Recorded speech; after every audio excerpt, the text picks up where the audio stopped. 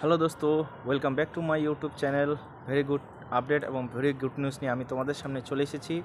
Good নিউজটি হলো PSC short notice জারি করে দিয়েছে পিএসসি ক্লার্কশিপের, যার বিজ্ঞপ্তির ইন্ডিকেটেড অ্যাডভার্টাইজমেন্ট নাম্বার 12/2024।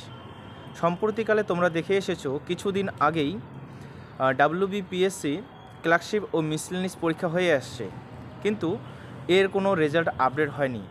তারই পাশাপাশি পিএসসি নতুন ভ্যাকেন্সির জন্য একটা শর্ট নোটিশ জারি করে দিয়েছে, যেটি আশা করছি খুব শীঘ্রই ভ্যাকেন্সি ফিল করতে হবে। তো ভিডিওটি স্কিপ না করে পুরো শেষ পর্যন্ত দেখবে, আমি সব তথ্য এখানে বলে দিচ্ছি।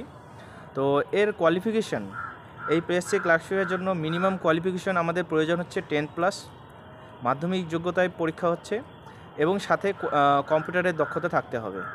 তুমি যদি ইংরেজিতে 20টি ওয়ার্ডের প্রতি মিনিটের গতি এবং বাংলায় হলে 10টি মিনিটের গতি থাকলে তুমি এই চাকরির জন্য আবেদন করতে পারো। এর বয়সসীমা জেনে নিই। পিএসসি ক্লার্কশিপের জন্য বয়সসীমা প্রয়োজন হচ্ছে 18 থেকে 40 বছর। 18 থেকে 40 বছরের মধ্যে যারা রয়েছো তোমরা সবাই এই আবেদনটি করতে পারবে। আবেদন পদ্ধতি কী রয়েছে? না, আবেদন পদ্ধতি রয়েছে অনলাইনের মাধ্যমে। তো এই এখানে কি কোনো বয়সে ছাড় দেওয়া রয়েছে? হ্যাঁ, অবশ্যই বয়সে ছাড় দেওয়া রয়েছে।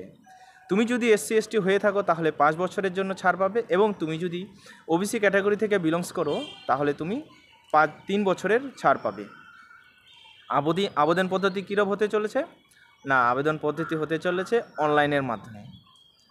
আর আবেদন যে মূল্য রয়েছে সেটি রয়েছে জেনারেলের জন্য 110 টাকা, এবং SC/ST যদি হয় তাহলে কোনো শুল্ক দিতে হবে না।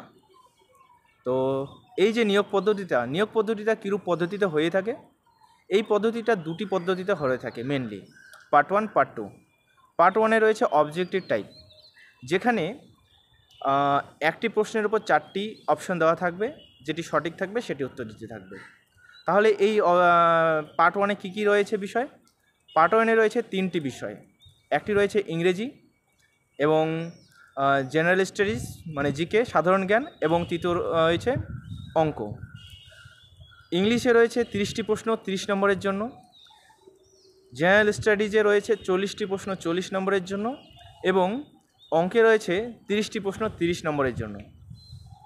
এই পার্ট 1 যদি কোয়ালিফাই তুমি করতে পারো তাহলে তোমাকে পার্ট 2-তে নিয়ে যাওয়া হবে। পার্ট 2-তে রয়েছে কি? পার্ট 2-তে রয়েছে রিটেন এক্সামিনেশন। ঠিক আছে? তো আমি এটাই বলবো, তোমরা যারা আছো তোমরা সবাই এই আবেদনটি নিশ্চয়ই করবে, এবং দেরি না করে খুব তাড়াতাড়ি খুব জোর কদমে পড়াশোনা শুরু করে দাও, কারণ ভ্যাকেন্সি বেরোলে পরীক্ষা হতে সময় লাগে না। আর তাছাড়াও রয়েছে WBP এবং কলকাতা পুলিশের এক্সাম খুব তাড়াতাড়ি আসতে চলছে। তো দেরি না করে এখানেই আমি আজকের ভিডিওটি শেষ করছি। ততক্ষণের জন্য সবাই সুস্থ থাকবে, ভালো থাকবে।